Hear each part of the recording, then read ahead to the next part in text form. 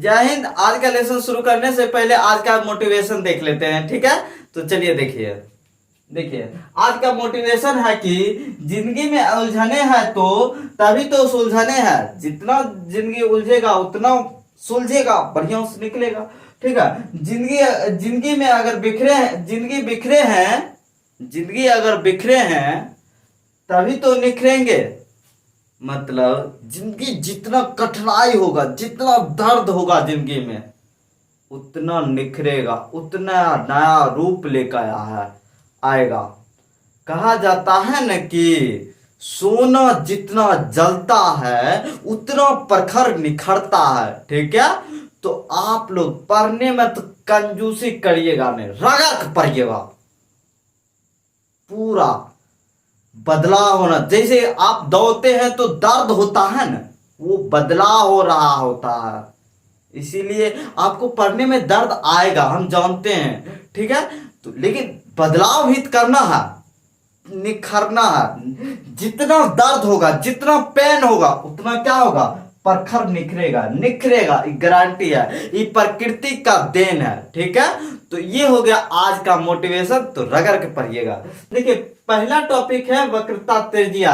वक्रता त्रिज्या को इंग्लिश में रेडियस ऑफ कर्वेचर कहते हैं। क्या कहते हैं आप भी बोलिए, ठीक है। और कॉपी पे ये सब उतारते चलिएगा, हम जो समझाते चलेंगे, ठीक है। रेडियस ऑफ कर्वेचर क्या पढ़ेंगे, वक्रता त्रिज्या, रेडियस ऑफ कर्वेचर किसे कहते हैं, ठीक है। ये बहुत इंपॉर्टेंट है, देख लीजिएगा। हम परिभाषा बतलाते हैं। देखिए रेडियस ऑफ कर्वेचर, दर्पण के ध्रुव मतलब P, ये क्या है, P है, यहां पर क्या है, P, ठीक है। दर्पण के ध्रुव और वक्रता केंद्र के बीच, दर्पण के ध्रुव और वक्रता केंद्र के बीच, मतलब वक्रता केंद्र क्या है, ये C है, क्या है, सेंटर ऑफ कर्वेचर, और ये P है तो ध्रुव पोल, ठीक है। अब यहां तक क्लियर है। के बीच की दूरी को वक्रता त्रिज्या कहते हैं। मतलब कहने का अर्थ है कि ये C और P के बीच के दूरी को हम क्या कहते हैं, रेडियस ऑफ कर्वेचर कहते हैं। रेडियस ऑफ कर्वेचर मतलब वक्रता त्रिज्या कहते हैं। वक्रता केंद्र और ध्रुव के बीच की दूरी को हम क्या कहते हैं, वक्रता त्रिज्या कहते हैं। क्या कहते हैं, वक्रता त्रिज्या कहते हैं। क्लियर है। इसको आप अनुमानित लगा लीजिए ना, ऐसे कर रहे हैं या देखिए ये हो गया, ठीक है। तो ये जो इसके बीच में जो दूरी है, C और P के बीच के दूरी, C और P के बीच के दूरी, वही क्या कहलाएगा, रेडियस ऑफ कर्वेचर मतलब वक्रता त्रिज्या कहलाएगा। क्लियर है। वक्रता त्रिज्या आप समझे ना। कोई दिक्कत होगा तो कमेंट कीजिएगा, ठीक है। हम बता रहे हैं, इसे प्रायः R से सूचित किया जाता है। क्लियर है। मतलब R बुझिए, R रहेगा कहीं पर तो आप क्या बुझिएगा, वक्रता त्रिज्या, रेडियस ऑफ कर्वेचर बुझिएगा, ठीक है।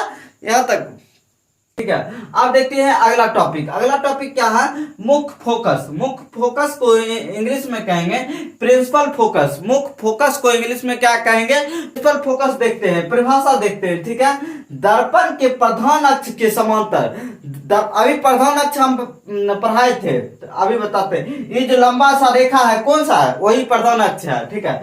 दर्पण के प्रधान अक्ष के समांतर आपतित किरण, जो आपतित मतलब जो आ रहा है किरण, आपतित किरण परावर्तन के बाद प्रधान अक्ष के जिस बिंदु पर मिलती है या मिलती हुई मालूम पड़ती है, उसे ही उस दर्पण का मुख्य फोकस कहा जाता है, ठीक है, या प्रिंसिपल फोकस कहा जाता है। इसे कैपिटल F से सूचित किया जाता है। इसे अब कहने का अर्थ है, नहीं समझे, ठीक है। हम देखिए ये मान लीजिए, अब तो इसका काम है, इसको मिटा सकते हैं। देखिए बीच में क्या रहता है, फोकस, ये फोकस हो गया। अब देखिए क्या बोला है, ये प्रधान अक्ष के समांतर, प्रधान अक्ष ये हुआ, ये लंबा सा कौन सी है, प्रधान अक्ष है, ये प्रधान अक्ष का। अब इसके समांतर मतलब पैरेलल रेखा गुजारेंगे, क्या करो, किरण गुजारेंगे, प्रकाश किरण, ठीक है। ये पैरेलल गई मतलब क्या गई, समांतर गई, ठीक है। और कहां से गुजरेगी, फोकस से होकर गुजरेगी। कहां से गुजरेगी, F से होकर गुजरेगी, मतलब मुख्य फोकस से होकर गुजरेगी। देखिए यहां पर है, तो अब यहां से ऐसे गुजरी, यहाँ गई, यहाँ आई, से भी करते हैं, इधर से पैरेलल भेजते हैं, यहाँ से टकराया, यहाँ से टकराया, इधर से गया, मतलब कहां पर मिला, मुख्य फोकस, फोकस पर मिला, मुख्य प्रिंसिपल फोकस पर मिला, कहां मिला, प्रिंसिपल।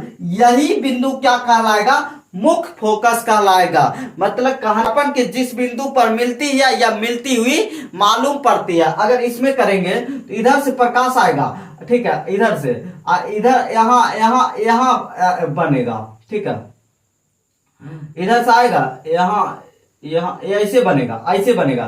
तो यहाँ जो मिलती हुई मालूम पड़ी, तो यही क्या कहलाएगा, फोकस। यही बिंदु क्या कहलाएगा, फोकस कहलाएगा, प्रिंसिपल फोकस कहलाएगा। क्लियर है? ये स्क्रीनशॉट लीजिए और अगला टॉपिक हम देखते हैं जल्दी। देखिए ये छोटा सा है, इसको आप नोट में लिख लीजिएगा, कॉपी में NOT नोट दे के बढ़िया से इसको लिख लीजिएगा। ये तो कोई टॉपिक नहीं है। देखिए ये अवतल दर्पण के मुख्य फोकस वास्तविक होते हैं। हम जब इमेज पढ़ा रहे थे, वास्तविक इमेज, ठीक है, प्रतिबिंब और काल्पनिक प्रतिबिंब, तो हम बोले थे जब दर्पण के आगे बनता है सब कुछ, इमेज दर्पण के आगे सब कुछ रहता है, तो वो क्या रहता है, वास्तविक रहता है, रियल रहता है। ठीक है, देखिए ये जो ये अवतल दर्पण है, उभरा हुआ भाग पर कलई किया हुआ, इसके आगे है F है, C है, कहाँ है, इसके आगे में मुंह भी देखते हैं, इसके आगे F भी है। तो ये होगा क्या, वास्तविक हो गया, रियल हो गया। क्या हुआ, रियल, ये रियल, क्या रियल हुआ, ठीक है, वास्तविक हुआ। तो ये समझ लीजिए। अब देखिए उत्तल दर्पण के मुख्य फोकस काल्पनिक होता है, मतलब वर्चुअल होता है। ठीक है, मतलब कहने का अर्थ, यहाँ मुंह देखेंगे, यहाँ तो मुंह देखेंगे क्योंकि यहाँ है प्रकाश का परावर्तन, यहाँ होगा, यहाँ, ठीक है, और यहाँ होगा। तो देखिए यहाँ फोकस है, यहाँ है, यहाँ फोकस है, यहाँ होगा, यहाँ, यहाँ इसका फोकस कहाँ है, दर्पण के पीछे, दर्पण के पीछे है। तो ये क्या होगा, क्या होगा, काल्पनिक होगा, वर्चुअल होगा, ये होगा काल्पनिक। तो ठीक है, ये नोट में लिख लीजिएगा। अब टॉपिक है कि फोकस दूरी। क्या है, फोकस दूरी, इंग्लिश में कहेंगे फोकल लेंथ। क्या कहेंगे, फोकल लेंथ। ठीक है, इसको देखते हैं परिभाषा। फोकस और ध्रुव के बीच दूरी को फोकस दूरी कहते हैं। बस फोकस और ध्रुव के बीच के दूरी को हम क्या कहते हैं, फोकस दूरी, क्या कहते हैं, फोकस दूरी कहते हैं। ठीक है, देखिए यहाँ पर ये क्या है, F है, क्या है, फोकस है, और ये P है, मतलब पोल है। ये इस फोकस और पोल के बीच की दूरी को हम क्या कहते हैं, ये फोकल लेंथ कहते हैं, ये फोकस दूरी कहते हैं। यही हुआ दूरी। देखिए इसमें भी यहाँ पोल है, यहाँ F है, मतलब फोकस है, इसके बीच की दूरी ये हुआ, मतलब फोकल लेंथ। तो ये हो गया फोकस दूरी।